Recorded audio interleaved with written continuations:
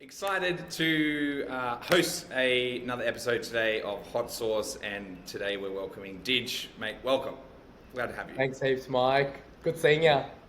Yeah, mate. Well, the first time I saw you actually, I think came across your profile was on a podcast. You were speaking to a lady who had an engineering. She was like an engineering manager. Yeah. She chatted with you, and I just like, yeah, you were just so like enthusiastic and positive. I think I hit you up and said something weird like that, and here we are now talking. So pressure's on. Yes, I know. I feel the pressure. Nate, yeah, great to have you on. We've been chatting on and off probably for the last kind of year. I really love talking to you because I feel you're a real purist, I think, with sourcing. Like, your sourcing is your domain. You're kind of not a TA that moonlights as a sourcer. There's a lot of kind of time on the tools, doing the job, a lot of passion and care that goes into what you do. And because your role is 100% sourcing, like really it's like around building top of funnel, and is handoff point kind of like you do a screen and hand off into the TA partners, or how far into the process you go? Yeah? Yeah, 100%. So it starts off with, speaking to a candidate. Even before then, like, we look at all the insights and data and things like that, create the messaging, do all of that, and then on the basis of that, reach out to candidates. If they sort of come back to us and say, hey, I'm interested, then we have those conversations. And then if they're right and, if there's alignment there, then like you said, we introduce them to the talent managers, and then they take the candidates through the rest of the process. Yeah. And mate, I don't have to try and remember where you work because it's very evident with the shirt and the cap. You're in at Slalom, and this kind of feeds into what I was keen to chat with you around today. Is Slalom is kind of a newish brand to the market, and so a lot of your work and comms and messaging and like the broader sourcing strategy is like around like an education brand awareness piece for the brand. Yeah, 100%. Like, so for us, it's quite unique. Even for me, like, joining the business, I had zero idea who Slalom was. I was like, who are you guys? I've never heard of you before, right? So, and it's a great opportunity for me when I'm speaking to candidates and just speaking to people in general, just to sort of talk about a bit about who we are, what we do, and how we're doing things so differently in the market. So, really, really exciting. And we're just going through this amazing journey of building out processes, systems, the whole sort of life cycle here in Australia, right? Even though we're global, we know that, North America, the other markets, they do things very differently. So our sort of key focus has to be somewhat different to the rest of the other markets, part of Slalom. Yeah, and when it comes to sourcing and like reaching out to passive candidates, we were talking the other day about A/B testing some of that messaging as a way to conduct some experiments and work out kind of what messaging is resonating with your target audience, and then kind of optimizing for that. Is that a new strategy that you've only, like, as part of this kind of maturing, like, transformation-y piece associated with TA? Is that new, or have you been running that throughout your career, that kind of A/B testing strat? So previous companies, we've had a few sort of iterations of messages and formatting and things like that. Here at Slalom, so I've been with Slalom now for a year and a half. So the talent engagement function's been, so I'm the one who sort of heads that piece up with talent engagement. So I think over the course of the last year, especially last year, we're able to sort of see, who's replied, what the conversion rates were, and the metrics behind all of that. So I think for us as a team, we looked at it and we thought, you know what, we can look at things very differently this year, and we can be a bit more strategic in terms of how we go to candidates, the way that we sort of present ourselves as a brand. And and I guess with the A/B testing, a lot of that has happened in the last sort of month, where we've sort of worked with the business and worked with the hiring managers to form different sort of templates and messages, which I can sort of go through in a bit more detail. Yeah. So A/B testing, In regards to engagement, I've done little bits here and there, but really more so with with the sales outreach process. Maybe I was lazy, which is likely the answer. But a lot of my stuff was kind of subject line orientated. I didn't, like, we'd kind of build the multi-step sequences and build that journey, and then it was just kind of iterating or experimenting between two different subject lines to look at kind of open rates. But does yours go deeper to that, like into the messaging content, maybe who's sending the messages, the like delays between the steps? Is it kind of looking in more broader detail across the engagement strategy? So for us, how we're sort of looking, so we don't have like a system in place right now, which kind of gives us those type of metrics in terms of, the delays, or it doesn't give us the specifics around it. But just historically speaking, we know, which sort of messages got the conversions and which ones didn't. So I guess leading into this year, we thought, okay, why don't we look at the metrics in terms of LinkedIn Insights, look at from Seek Talent, I think it's called Laws of Attraction, that they use. So we looked at a few sort of data points to construct the messages, and then we work with our hiring managers and just people within those different sort of capabilities part of Slalom, and just get their sort of rundown and get their sort of ideas around the messages and what they think. If we were to reach out to them with the same type of messages, would they respond? Wouldn't they respond? How would they react? It's a bit of a kind of a learning process going into this year to try this sort of strategy and to make sure that just to see the conversion and see if it's going to be effective. And if it isn't, then we can always pivot, right? That's the best thing about it. Yeah, and is that both like the role specific or capability specific messaging and also the broader Slalom messaging? Because I'd imagine like with the brand maturity or brand awareness being relatively new to the market, even how you're cutting up and presenting the broader business, there's plenty opportunity for you to experiment there as well.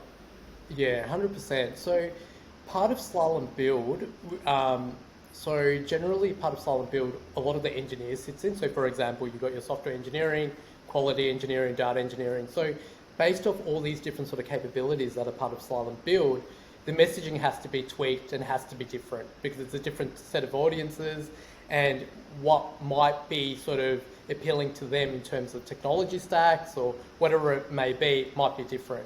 So I guess for us, it's really about doing that initial sort of groundwork to really sort of understand, okay, so if you're a software engineer, what really sort of excites you? Is it flexibility? Is it work? Is it the technology itself? Is it like modern, cutting edge technology? What exactly is it that really appeals to you? And it might be everything appeals to you, right? There might be three things that really stands out to you, right? So for us, we've been sort of looking at it in that sort of sense, going out to market, messaging candidates through LinkedIn and other forums as well, just to make sure that we do have that sort of template that's already there, but then we make it personalized based off the candidate itself. Yeah, awesome. And the big thing that I'm hearing from you, and also we spoke to Jess Jones from Toll Group a few months back, and that collaboration with hiring managers, I think it's easy to feel like overwhelmed, like what I do, how do I represent, like to kind of that change piece of stepping outside of that template that you traditionally send. But like a lot of that work doesn't need to fall on your shoulders. Like the hiring managers and where it's at, like as like potential candidates and how they interact, and also like even the framing of what they care about their role and why they're working within the business, and then kind of utilize that information and adapting it into a messaging format. Like it's not like it sits on your shoulders and you have to sit in a room and try and come up with all these interesting angles. You can open source it and get it done really quickly and efficiently, and even in doing so, get additional buy-in from the business and the hiring managers and strengthen that relationship and position yourself as more strategic. And like there's really no downside for running that play. 100% not. Exactly. 100% no. There's no downside to it. So I think for us, it's great. Like, for example, last year when we did something of the same as part of one of our capabilities, which is more around that product design and things like that, like, you know, the UI, UX. So it's very different to software engineering, for example, right? Different sort of messaging, different sort of styling. And it was great to work with the leaders and work with just the team, just to understand what should the messaging be like. Because initially going into it, you know, you would think, oh, maybe this messaging might work. But then after speaking to one of the hiring managers, they're like, do not send that. It's completely not it's not their language. Do not go there. So I guess that was a massive learning curve for myself. I was like, oh, wow, okay. I thought that this message was awesome. I was giving myself a pat on the back. I was like, oh, Dij, you're a legend. You wrote the best message ever. But then I found out it was absolute crap. Like, it was so bad. So bad. You know what I mean? It's a different market group. So yeah, definitely working with, you know, hiring managers and, you know, people within that space, they understand it, right? It's sort of like a person within another capability, like in tech, trying to reach out to someone who's in TA, right? What appeals to us might be completely different to what appeals to them. So just understanding their world, understanding their language, it makes a huge difference. And as well, like, I think you see it in job ads, like looking at Seek job ads and LinkedIn job ads in those public job boards. The language is so often consistent because it's like the TA or the recruiter mindset building the messaging, and they're probably putting additional time and attention and weighting into, as you said, things that aren't necessarily relevant to the audience. So like if everybody's kind of taking that angle as well, not only is it like not resonating, but it'd look and feel like or what I'd assume the vast majority of messages that go out there will look like. And in doing so, you just kind of blend in with everybody else. So to drive kind of better cut through, on top of like better resonating with the audience, like it's win-win. 100%. And the thing is that, like, with talent engagement, whether I've been like here at Slalom or other organizations, I always say it's like with talent engagement or talent sourcing sort of functions, it takes time. You know, you're building rapport with candidates. You can't expect wins straight away. You're nurturing relationships. You're, you know, having those conversation with passive candidates who have zero idea who you are. And the challenge has been, and I don't know if your other hosts have mentioned the same sort of thing, in the last couple of years, it's been so challenging with COVID. You know, it's a candidate-driven market. There's a lot of competition. Everyone's sending messages. So the one candidate, so I had a candidate actually who goes to me, mate, I've had like literally like 10 messages in one day. And I'm just like, oh, wow, okay. So I guess, you know, a couple of years ago, I don't think the competition was this heavy. I think in the last sort of couple of years, it's so hard to engage with that one candidate. There's so many messages from, you know, internal functions, from agencies, from, you know, just everyone's going after that one particular candidate. So there's a lot of option for candidates and there's a lot of messages. So you've got to speak the same sort of language and just make sure that you're sort of standing out, like you said, Mike. And one thing I've been thinking about, like as we're heading into choppier markets, big tech, lots of layoffs, feels like, if you read the news, which is often a bad idea, it's starting to leak into like professional services, fin services. So it's slowly coming through. The demand and thus the competition for candidates may be at more like healthy, sustainable levels. So in theory, you should get better engagement. But I think in these types of conditions, people are a little bit more cautious because of the scenario of like first in, first out into a new employer. So like, whilst there may be less messages in the inbox, still the connecting with people and presenting a compelling proposition for them to kind of have a conversation, explore the opportunity in a choppy market. I think that challenge isn't going to go away. It just kind of represent itself in a different form. 100%. There's a lot of fear out there. People who watch the news, which is majority of the people anyways, I think there is a lot of fear. People are like scared to really move. If they're in a role and they're quite comfortable there, they're not going to really sort of look elsewhere. So, and like you sort of mentioned, they have that mentality, a lot of people as well. If they're the first one in, there might be the person who's, like, or the last one in, the first one out kind of thing. So, yeah, you're right on that. So there is that whole mindset still with a lot of people. Lovely, mate. And one thing we always try and do in this interview series is to try and give people something really tangible that they can action to try and unlock this. So in terms of the engagement piece with the hiring managers to extract this information or to collaborate with them in developing some messaging that should resonate with the target audience and that they're kind of happy for you to take to market to represent the open role within their team, do you have any strategies or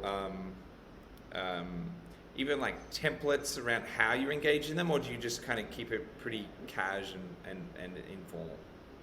Yeah, listen, I keep it really cash. I always believe that, we're not robots. And that's been another challenge as well, because a lot of people, especially with a lot of the scams that are going on through, recruiters messaging and things, people are really skeptical at the moment. People are like so fearful, like, Yeah. and you don't want to sound like a robot either. When you're messaging someone, you don't just want to send a blanket sort of messaging and people think, oh, is this a real person or not a real person? So always keep it really casual, but always look at data. I think data is, you have to do your research. And like the message, what I mentioned to you before, right? What I thought was awesome, and I gave myself a pat on the back. The hiring manager has a totally different view on it, and they might go, that's completely like not the same language, do not send that. So definitely do your research. That's the first thing. Make sure that you try and figure out that landscape, whatever you're recruiting for, understand that market, understand what are the key drivers. Make sure that once you've collated that information, then you're able to sort of construct your template on the basis of that. Once you've done that and you've got don't have it super lengthy, have it quite concise, because generally people don't tend to like to read paragraphs after paragraphs. Have it quite concise, and then speak to your hiring managers, get their sort of thought processes, and not only hiring managers, but the team itself. Get their thought process. What do you think of this? What do you think of it? What should I change? What should I change? Once you get their thought process, their feedback around it, then you've got a template for that particular capability that you can trial and that you can use and see if it works or not.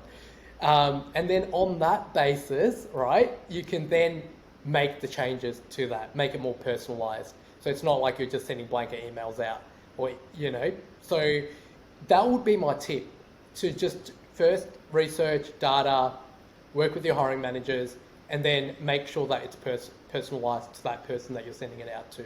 And if that doesn't work, then try and connect with them some other way, and do those follow-up emails and just check in on them just to see if they'll be open to even having an introductory conversation. It doesn't need to always be, hey, we've got this, you sign with us right now. It could be just a general conversation. Yeah, I think I'm scared to think of, no, I lie. I was about to say I'm scared to talk to Ben, my business partner, around how he'd like to position what we do to the market. So maybe that's another tip. Pick your audience. Try and find the right person. Because I suspect he may give me a bit of a bum steer. Sorry, Ben.